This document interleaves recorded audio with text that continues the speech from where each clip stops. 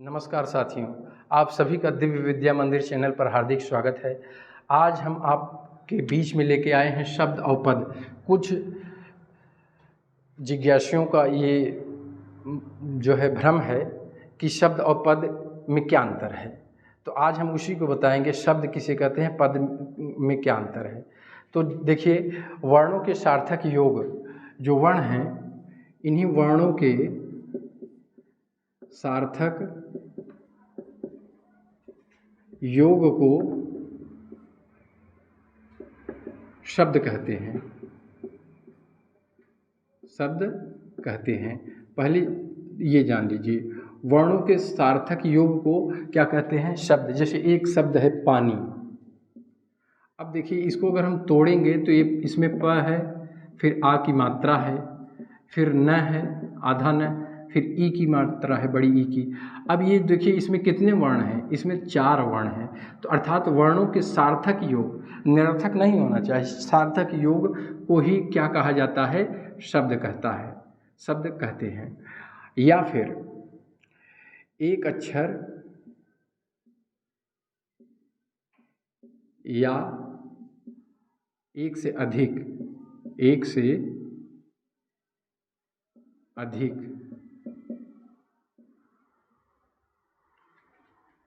अक्षरों के सार्थक योग को भी शब्द कहा जाता है। क्या कहा जाता है, शब्द कहा जाता है। जैसे एक शब्द है राजा। अब देखिए, यहाँ राजा में एक अक्षर हो या एक से अधिक अक्षर हो, तो यहाँ देखिए 2 अक्षर हैं, रा और जा। ये रा और जा के सार्थक योग से एक शब्द बना है, राजा। अब देखिए, ये तो रहा शब्द। शब्द के विषय में आप जानते हैं, वर्णों के सार्थक योग को ही कहा जाता है शब्द। अब ये होता है पद किसे कहते हैं। पद भी शब्द है, पद भी शब्द है, लेकिन जब वह वाक्य में प्रयोग हो जाता है। पद क्या है, जब वह वाक्य में प्रयोग हो जाता है तो क्या कहलाता है, वह पद कहलाता है। जैसे मन एक शब्द है। अब मन शब्द जो है एकार्थी होते हैं, अनेकार्थी होते हैं, उसमें पर्याय भी होता है। तो मन एक शब्द है।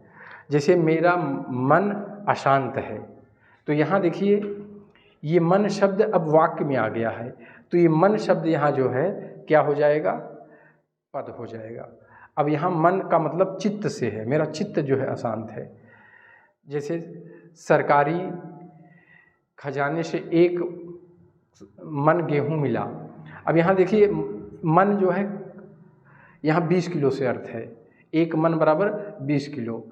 तो वाक्य के प्रयोग के आधार पर शब्द का अर्थ बदलता है, और वाक्य में जब शब्द का प्रयोग होता है तो उसे पद कहा जाता है या पदबंध कहा जाता है। तो इस तरह से शब्द और पद में ये अंतर है, इसे आप लोग जानिए। बहुत छोटी छोटी चीज़ें हैं, लेकिन बहुत ही काम की चीज़ें हैं। अब आपको हम बताएंगे कि शब्द, हिंदी का जो शब्द भंडार है वो बहुत ही समृद्ध है। हिंदी का शब्द भंडार बहुत ही समृद्ध है, और विकास या उद्गम के दृष्टि से शब्द के भेद किए जा सकते हैं। किसके दृष्टि से, विकास या उद्गम की दृष्टि से शब्द भेद, इसको हम आज बताएंगे। अब देखिए, विकास या उद्गम की दृष्टि से शब्द के अगर हम भेद करें तो इसके पहला है तत्सम। क्या है, तत्सम। दूसरा है तद्भव। तीसरा है विदेशी। चौथा है देशज, और 5वां एक है संकर।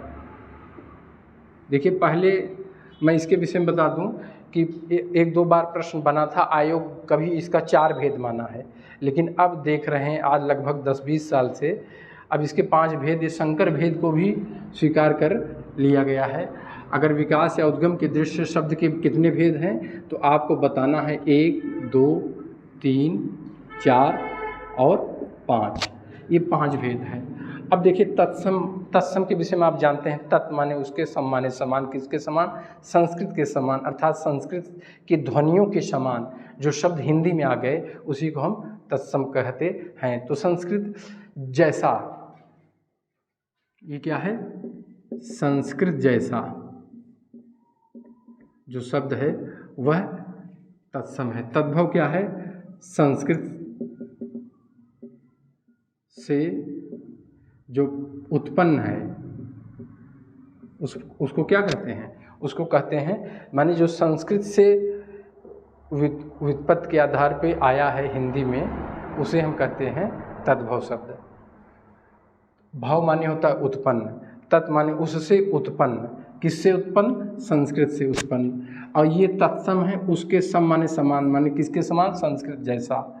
विदेशी शब्द के विषय में अगर आप देखेंगे तो विदेशी शब्द को आप इस विदेशी शब्द को आगत शब्द भी कह सकते हैं। आगत शब्द, आगत शब्द का अर्थ होता है कि जो शब्द बाहर से आया हुआ है उसे हम कहते हैं आगत शब्द। इसको आप गृहीत भी कह सकते हैं। गृहीत का मतलब है जिस शब्द को हम ग्रहण किए हैं। तो ये विदेशी शब्द कहिए या आगत शब्द कहिए या गृहीत शब्द कहिए। तो विदेशी बहुत सारे, एक तो जान लीजिए जो भारतीय आधुनिक आर्य भाषा है उसमें शब्द 2 प्रकार से आए हैं। एक तो जो है हमारे देश के ही हैं, जैसे तमिल तेलुगु से, जैसे एक शिव शब्द है, यह शिव शब्द तमिल से आया है। तो एक तो हमारे देश के ही, दूसरे विदेशी शब्द हैं जो दूसरे देश से आए हैं। अब दूसरे देश से जैसे अंग्रेजी हुआ, अरबी हुआ, फारसी हुआ,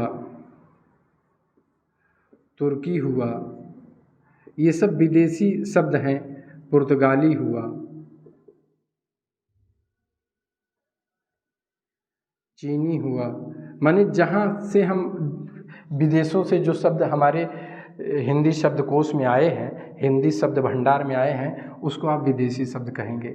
देश शब्द ऐसे शब्द होते हैं, इसके देखिए देश धन ज, माने देश में ही जो जन्म ले लिया हो, न वो तत्सम शब्द है, न तद्भव शब्द है, न विदेशी शब्द है, वह देश में ही शब्द उसका जन्म हुआ है, वह रूढ़ शब्द है। उसके व्युत्पत्ति के विषय में हमें जरा भी पता नहीं है। जैसे झंझट एक शब्द ले लीजिए, झंझट, लोटा, लोटा एक शब्द है। इस लोटा शब्द को तो अमीर खुसरो कहते हैं अपने एक उसमें कि गदहा उदासा क्यों और ब्राह्मण प्यासा क्यों, तो उसका वो जवाब देते हैं क्योंकि लोटा न था। पहले के ब्राह्मण जो है पानी अपने लोटे में ही पिया करते थे, अगर उनके पास लोटा नहीं होता था तो प्यासे रह जाते थे, दिन भर पानी नहीं पीते थे। और गदहा भी उदास इसलिए हो जाता है क्योंकि वो घास पर, ज़मीन पर लोटा न था। तो अमीर खुसरो, तो लोटा जो है ये शब्द देशज है। कबड्डी जैसे हुआ, तो ये सब जो है ऐसे शब्द हैं जो तत्सम तद्भव विदेशी शब्दों से नहीं आए हैं, देश में ही जन्म लिए हैं। किस से उत्पन्न हो गए इसका कोई प्रमाण नहीं है। एक शब्द आया है शंकर। अब देखिए शंकर शब्द इसे आप द्विज भी कह सकते हैं। द्विज माने होता है शंकर, जो 2 भाषा, द्वि माने 2 भाषाओं से जन्म लिया हो, ऐसे शब्द शंकर कहलाते हैं। तो ये इसमें जैसे साइंस में एक था मेंडल का आनुवंशिक लक्षण मटर के उस पर प्रयोग किए थे, तो वैसे ही जिसे आप कह लीजिए हाइब्रिड, तो ऐसे शब्द जो 2 भाषाओं से, ये तो व्याकरण की दृष्टि से बिल्कुल अनुचित है, लेकिन अब ये है कि लोक भाषा में प्रचलित हैं तो मान्य है। अब जैसे रेलगाड़ी एक शब्द है, रेलगाड़ी एक शब्द है, रेल गाड़ी। अब देखिए रेलगाड़ी में ये रेल जो है अंग्रेजी शब्द है, ये अंग्रेजी है, और गाड़ी क्या है, ये हिंदी शब्द है। अब देखिए ये अंग्रेजी और हिंदी से शब्द बना है रेलगाड़ी।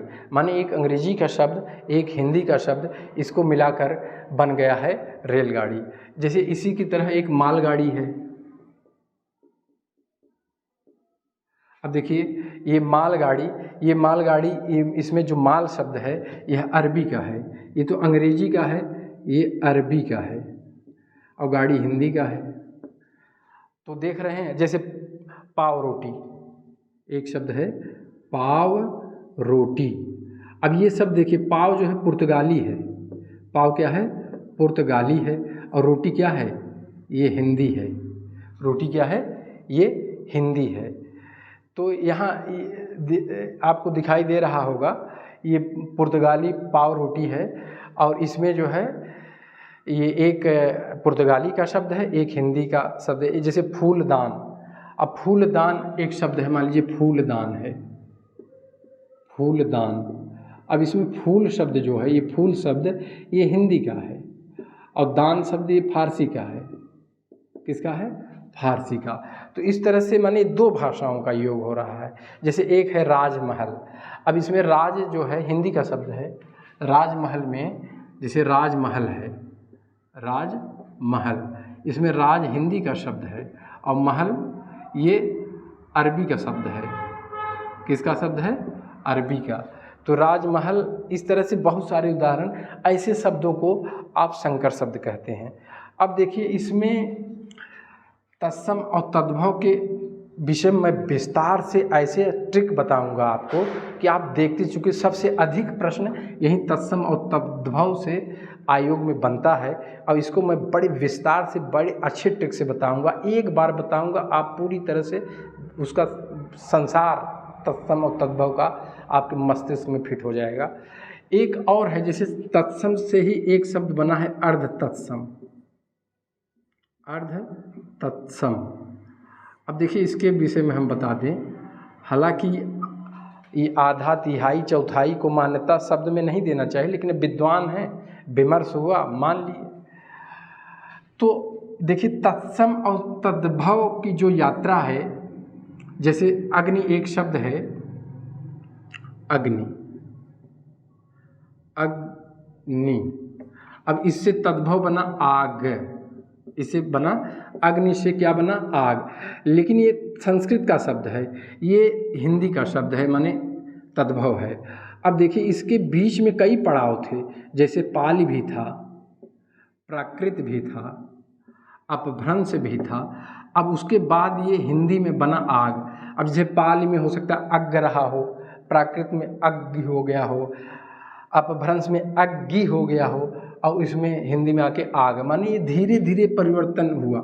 लेकिन अर्ध तत्सम में ऐसा नहीं है। अर्ध तत्सम में क्या है?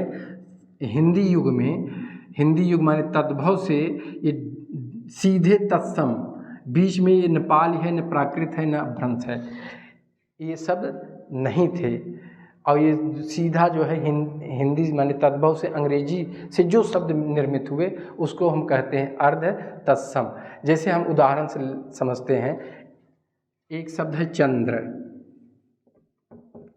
चंद्र देखिए ये तत्सम शब्द है। अब इससे तद्भव क्या बना? ये तद्भव बना चांद।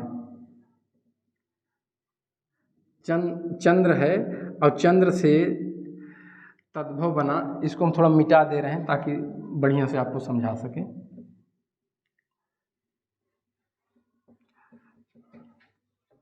देखिए यहाँ ये अर्ध हम लिख दे रहे हैं, अर्ध तत्सम। अब जैसे एक शब्द है चंद्र, इससे बना चांद। अब अर्ध तत्सम क्या होगा? अर्ध तत्सम हो जाएगा चंदर। अर्ध तत्सम माने यह जो द्र है, ये यहाँ आधा, वह यहाँ पूरा हो जा रहा है। तो ये जो है, ये कैसा उदाहरण है?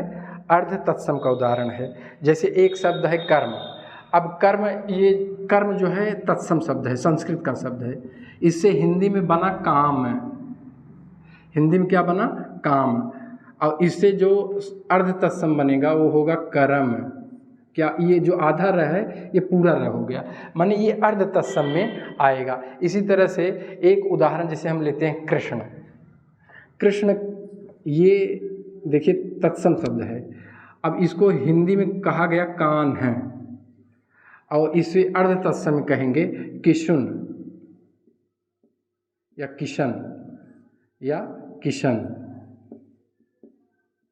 देख रहे हैं, तो अर्ध तत्सम माने हिंदी से सीधा, और इसमें पाली प्राकृत और अपभ्रंश का चक्कर नहीं था, ये सीधा हिंदी माने तद्भव से और तत्सम के बीच का जो एक मार्ग है उसी का नाम है अर्ध तत्सम। जैसे एक शब्द है अक्षर। अब देखिए संस्कृत में अक्षर या तत्सम ऐसे लिखा जाता है। अब इसको हिंदी में कहेंगे तो आखर कहेंगे, और इसको अगर हम अर्ध तत्सम में लिखेंगे तो ऐसे लिखेंगे अक्षर। देख रहे हैं, तो इस तरह से ऐसे बहुत सारे उदाहरण हैं जो अर्ध तत्सम के विषय में बताया गया है। जैसे एक शब्द है कार्य, अब उसको हिंदी में माने तद्भव में कहेंगे काज, लेकिन अर्ध तत्सम में क्या कहेंगे, अर्ध तत्सम उसे कारज कहेंगे। जैसे कार्य एक शब्द है, ये है कार्य। अब इसका हिंदी होगा काज, यह का ज हो जा रहा है, र गायब है। लेकिन अगर ये इसमें आएंगे अर्ध तत्सम की बात करेंगे तो कारज, ये देख रहे हैं जो आधा र है पूरा र हो जा रहा है, तो यही है अर्ध तत्सम। कभी कभी परीक्षा में अर्ध तत्सम के विषय में भी पूछ देता है। मित्रों, मैं कल एक वीडियो बनाऊंगा तत्सम और अर्ध तत्सम में, क्योंकि यूपी टेट, सी टेट और पीजीटी, टीजीटी जैसी बड़ी परीक्षाओं में तत्सम तद्भव एक निर्णायक प्रश्न साबित होता है, और ये हम लोग अवॉइड करते हैं, इस पे ज़्यादा जोर नहीं देते। इसलिए कभी कभी ये ऐसे प्रश्न जब गलत होते हैं तो बड़ा कष्ट होता है, बड़ा दुख होता है। तो हमारा प्रयास है कि हम आपको एकदम सहज सरल शैली में अपनी बात को, अपने ज्ञान को आप तक पहुँचाएँ। मित्रों, अगर ये वीडियो हमारा आपको पसंद आए, जिसे आप लोग सब्सक्राइब और लाइक शेयर ज़रूर करिएगा। धन्यवाद।